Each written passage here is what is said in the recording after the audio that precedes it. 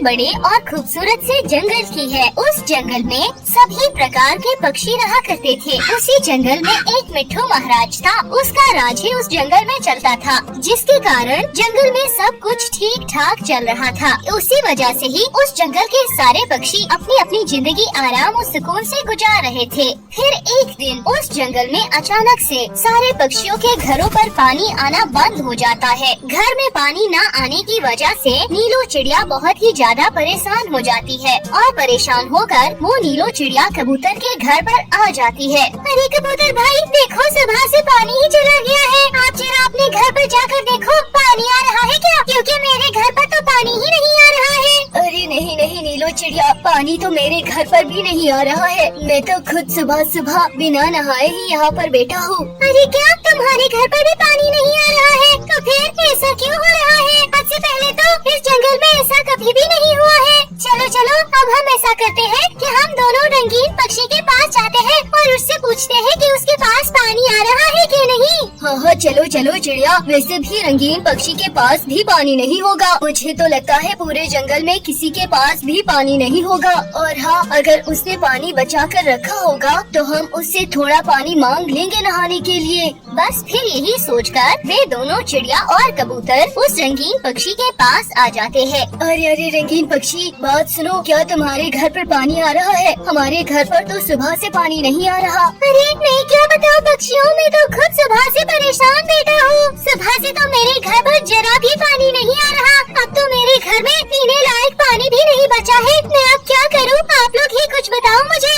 अरे रे, ये सब क्या हो रहा है? रंगीन पक्षी के पास भी पानी नहीं है। चलो चलो अब हम कालू कौवे के पास चलते हैं, शायद उसके पास पानी हो। बस फिर ये सोचकर वो तीनों कालू कौवे के पास आ जाते हैं। अरे क्या हो गया पक्षियों, आप सब यहाँ पर एक साथ क्यों आ गए हो? क्या मुझसे कोई गलती हो गई है जो आप सब यहाँ मुझको पीटने के लिए आए हो? अरे नहीं भाई कालू कौवे, तुमने कुछ भी नहीं किया है और हम तो तुम्हें मारने भी नहीं आए हैं। तुम बस छोड़ो ये सब। क्या तुम्हारे घर पर पानी आ रहा है? बताओ हमें। अरे नहीं ना पक्षियों, मैं भी आप सबसे पानी के बारे में ही पूछने वाला था कि क्या आप सबके घर पर पानी आ रहा है? मेरे घर पर तो सुबह से ही पानी नहीं आ रहा। लो भाई पक्षियों, हम यहाँ कालू कौवे से पानी का पूछने के लिए आए और कालू कौवा ही यहाँ हमसे पानी के बारे में पूछ रहा है। लेकिन अब क्या करें, अब तो कालू कौवे के पास भी पानी नहीं है। इसका मतलब है कि अब तो पूरे जंगल में कहीं पर भी पानी नहीं है। अरे पक्षियों, अब तो मुझे लगता है कि हम सभी पक्षियों को जाकर मिट्ठू महाराज से ही बात करनी पड़ेगी इस पानी के बारे में। हाँ हाँ नीलो चिड़िया, तुम सही कह रही हो। चलो पक्षियों भाई चलो,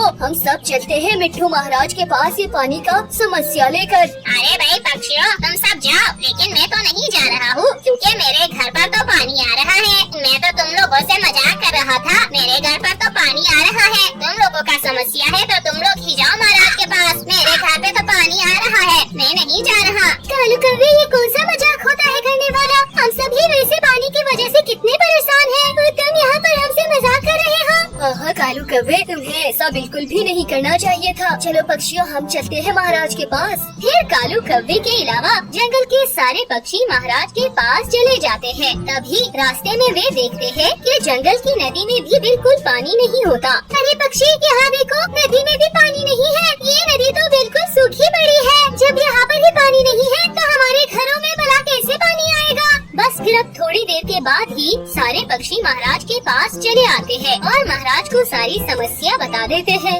अरे पक्षियों, आप लोग अपने घरों की बात कर रहे हो। यहाँ तो मेरे महल में ही पानी नहीं आ रहा है। हाँ महाराज, लेकिन सिर्फ उस कालू कौवे के घर पर ही पानी आ रहा है। अब सिर्फ वही ही हमें पानी दे सकता है। हाँ हाँ पक्षियों, आप सब सही बोल रहे हो। चलो अब हम कालू कौवे से बात करते हैं। बस फिर क्या था, वो सारे पक्षी और मिट्ठू महाराज उस कालू कौवे के पास आ जाता है। देखो कालू कौवे, जंगल में सिर्फ तुम्हारे घर पर ही पानी आ रहा है और कहीं भी पानी नहीं है। अब जंगल के सारे पक्षियों को सिर्फ तुम ही पानी दे सकते हो। अब तुम्हें ही इन पक्षियों को पानी देना पड़ेगा। हाँ। मिट्ठू महाराज की बात सुनकर कालू कौवा अपने शातिर दिमाग में सोचने लगता है। अरे वाह वाह, मेरे पास अमीर होने का ये सबसे अच्छा मौका है। मैं अभी एक काम करता हूँ, सभी पक्षियों को बोलता हूँ कि अगर आप सबको पानी चाहिए तो बदले में मुझे अच्छे खासे दाने देने होंगे। अभी मैं पानी दूंगा। अरे क्या हो गया कालू कौवे, बैठे बैठे सुन कैसे हो गए? बोलो भाई क्या हुआ? देखो भाई पक्षियों, मैं आप सबको पानी तो दे दूंगा, अगर आप सबको उसके बदले में मुझे दाने देने होंगे। अरे अरे कालू कव्वे, ये क्या बोल रहे हो तुम? कुछ सोच समझ कर तो बोलो। क्या तुम हमें पानी बेचोगे? अरे हाँ कालू कव्वे, ये तो बहुत गलत बात है, तुम ऐसा नहीं कर सकते। अरे हाँ कालू कव्वे, ये सब पक्षी बिल्कुल ठीक कह रहे हैं, तुम ऐसे हमारी मजबूरी का फायदा मत उठाओ। ओहो कालू कव्वे, तुम ऐसा नहीं कर सकते हो, तुम्हें इन सब जंगल के पक्षियों की इस मुश्किल घड़ी में साथ देना चाहिए। अरे नहीं भाई पक्षियों, मुझे कुछ भी नहीं सुना है, मैं तो आप सबसे दाने लेकर ही पानी दूंगा। अब अगर आप सबको पानी लेना है वरना जाओ यहाँ से। अब सब जंगल के पक्षी पानी की वजह से बहुत ज्यादा मजबूर थे, जिसके कारण अब जंगल के सभी पक्षी कालू कव्वे को दाना देकर पानी लेते थे। एक दिन सभी पक्षी मिट्ठू महाराज के पास आ जाते हैं। अरे महाराज, ऐसे हम सब पक्षी रोज रोज उस कालू कव्वे को दाना देकर पानी नहीं ले सकते हैं, अब तो इसका कोई न कोई हल निकालना ही पड़ेगा। हाँ पक्षियों, आप सब सही कह रहे हो, अब मुझे इसका कुछ न कुछ हल तो निकालना ही पड़ेगा। मैं आज ही दूसरे जंगल के उल्लू जी के पास जाता हूँ और उससे इसका हल पूछता हूँ। जी महाराज, मुझे भी ऐसा ही लगता है, क्या वो ही कुछ कर सकते हैं। बस फिर यही सोचकर जंगल के तोते महाराज दूसरे जंगल के उल्लू के पास चले जाते हैं। अरे भाई मिट्ठू तोते, आप यहाँ पर, क्या हुआ, कोई काम है क्या? अरे उल्लू जी, हमारे जंगल में किसी भी पक्षी के घर पर पानी नहीं आ रहा है, बस वो कालू कौवा है ना, सिर्फ उसी के घर पर पानी आ रहा है। लेकिन वो कालू कौवा सभी पक्षियों से पानी के बदले में दाने लेता है, इसीलिए मेरे जंगल के सारे पक्षी बहुत ज्यादा परेशान हैं। अच्छा, तो फिर आप मुझे बताइए, मैं आपकी इसमें क्या मदद कर सकता हूँ? वो उल्लू जी, आप अगर अपने जंगल से मेरे जंगल में कुछ पानी दे देंगे तो बहुत ही अच्छा होगा।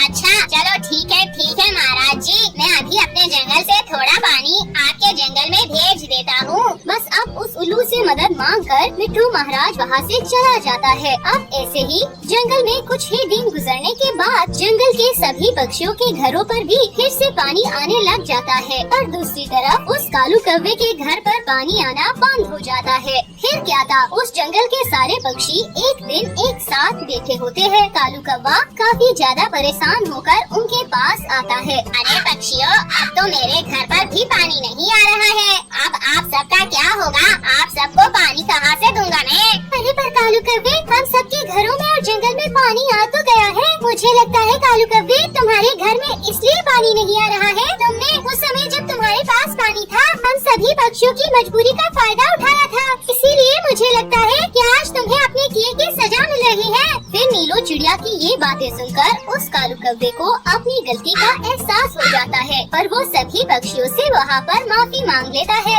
अरे भाई कालू कौवे, तुम बिल्कुल भी परेशान मत हो, देखो जब तक तुम्हारे घर पर पानी नहीं आ रहा है, जब तक तुम हम सबके घरों से पानी ले लेना। बस फिर अब ऐसे ही उस जंगल में सब कुछ ठीक हो जाता है। तो दोस्तों, हमें ये कहानी से ये प्रेरणा मिलती है कि हमें कभी भी किसी की मजबूरी का फायदा नहीं उठाना चाहिए, वो मजबूरी कभी भी हम पर कहीं से भी आ सकती है।